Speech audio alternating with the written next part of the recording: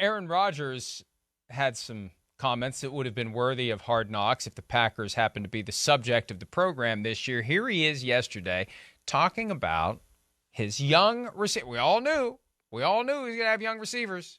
Here he is talking about how they're doing so far in camp. It's unfortunately some of the same guys. That's repeat mistakes are a problem. So we just got to clean those things up a little bit. The young guys, they got to, especially young receivers, we got to be way more consistent. A lot of drops, a lot of bad route decisions, run the wrong route. So we gotta get better in that area. Keep dropping the ball, you're not gonna be out there. So it's gonna be the most reliable guys that are out there. The preparation and the job responsibility is most important. There's gonna be physical mistakes that we talked about, but if you're going out there and dropping the ball and somebody else behind you is in the right spot all the time and catching the ball, that guy's gonna play.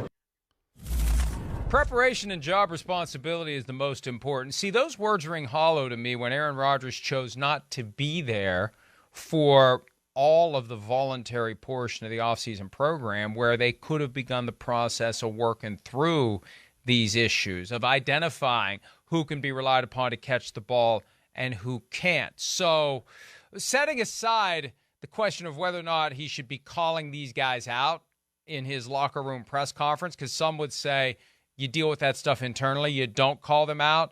Separate and apart from that, he missed opportunities to work with these guys and maybe start coaching them, leading them, encouraging them to do whatever they had to do maybe during their 6-week break. Go get yourself a jugs machine, or let's get together somewhere and we'll work on me throwing the ball to you so you can learn how to catch it and not drop it. So, again, that's why it's important to – if you're doing a lot in not much time to try to get yourself ready for week one, and it was opportunity missed by not having Rodgers there working with these guys, especially if they're struggling. Am I wrong to say that? No, if I am, tell me. No, I don't think you're wrong. I mean, I don't think it hurts. That's for sure. I only see positives of being there in the OTAs and throwing to your guys, and at least starting to lay down the foundation to what needs to be done for training camp. I still think you'd have a lot of mistakes from rookie, some of these young guys regardless. I do think that's going to be an issue. It's a learning process, as you know. Maybe would they be a little further along or maybe a hair more comfortable? I'm sure some of them are almost nervous catching the ball from Aaron Rodgers. Exactly. You work all that out in the offseason. I know. You want to make point. Right. You show up for training camp, and, oh, God, here's Aaron Rodgers. Yeah, you want to please him. You want to be perfect, so you put more pressure on yourself that way. But again, I didn't look at that as at least throwing people under the bus. I think that was more just, hey, it's what I like about Aaron Rodgers. He just being honest. I don't think he went too far or too critical there. And, I think if this is where Green Bay has screwed him over. He's been in this situation just way too much, like way more than any of the other great quarterbacks in the history of football. Where Tom Brady and Peyton Manning and them, if they had to deal with some of these issues and some of these receivers that they've had there throughout the years, they'd be complaining and making their point known as well too. So these are going to be some of the growing pains, certainly. But I'm with you. I don't let them off the hook there. You're right. I think nerves and just knowing a little bit of a nuance of what Rodgers expects, you might be a week or two further down the road if you were there during OTAs. I don't disagree with that. Now, I don't know if he had time with them, and I haven't heard that, maybe at his house or out in California, but I don't remember hearing that, and I follow Aaron Rodgers and everything he does pretty closely. But, yeah, they're going to have growing pains. There's no doubt about it, and that's what's unfortunate, and unfortunately, Green Bay's put him in that situation just one too many times, in my opinion.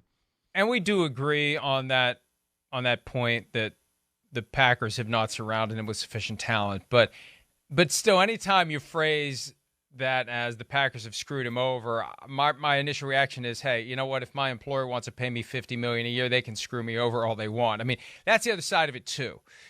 He's the highest paid player in the NFL. He's got concerns about how these guys are performing in training camp when he deliberately avoided the opportunity to work with those guys in the offseason. That's my point. Yep. You deliberately stayed away. You're getting $50 million a year. You chose not to be there and begin this process so they aren't freaked out when training camp rolls around, and now all of a sudden it's Aaron Rodgers instead of Jordan Love, and you want to please him, you want to catch the passes, there's more pressure on you. You miss the opportunity to work through those kinks in the offseason program.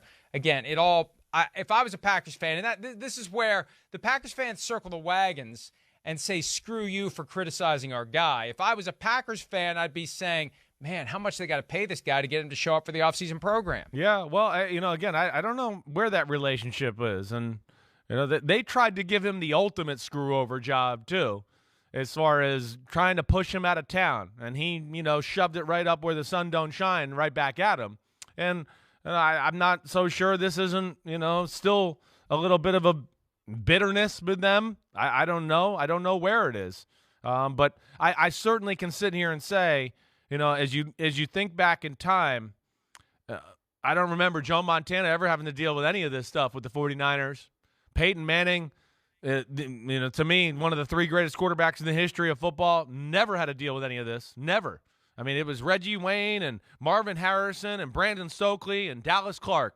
Boom. Oh, I'm going to the Broncos. It's Demaryius Thomas and a bunch of Emmanuel Sanders and Wes Welker again. And that's where I think Aaron Rodgers has always been cheated, and I feel for him. And even with Brady, Brady's never had that issue except for 1 year, his last year in New England. It's the only time ever. And, again, I'm not trying to let him off the hook here, but it just does annoy me as a fan of Rodgers and a fan of all great quarterbacks where, yeah, I think the organization has done him dirtier than any other great quarterback in the history of the game. That's just the way I look at it, at least. I have a feeling Joe Montana would take issue with I mean, he had to deal with Steve Young, and it was an ugly rivalry in the building. Yeah, sure. Sure. I'm sure you've heard the story. I mean, my number one favorite Steve Young story has to do with you and laissez-faire upbringing, but the number 2 Steve Young story is he goes to Joe Montana's house for dinner, and one of Montana's kids says to Joe Montana, "Is this the guy we hate?" That's so great. So yeah. So and eventually they moved on from Montana. They wanted to turn the page to Steve Young. So because Steve Young showed that he was ready to go. Yes. The thing that has saved Aaron Rodgers more than anything else, he's increased his play. Right. And Jordan Love hasn't shown them enough to make them say, we're ready to move on from Aaron Rodgers, in part because Aaron Rodgers reacted by having 2 consecutive MVP seasons. Hi, I'm Mike Tirico, and thanks for watching. Make sure to hit subscribe for the latest news and highlights from NBC Sports.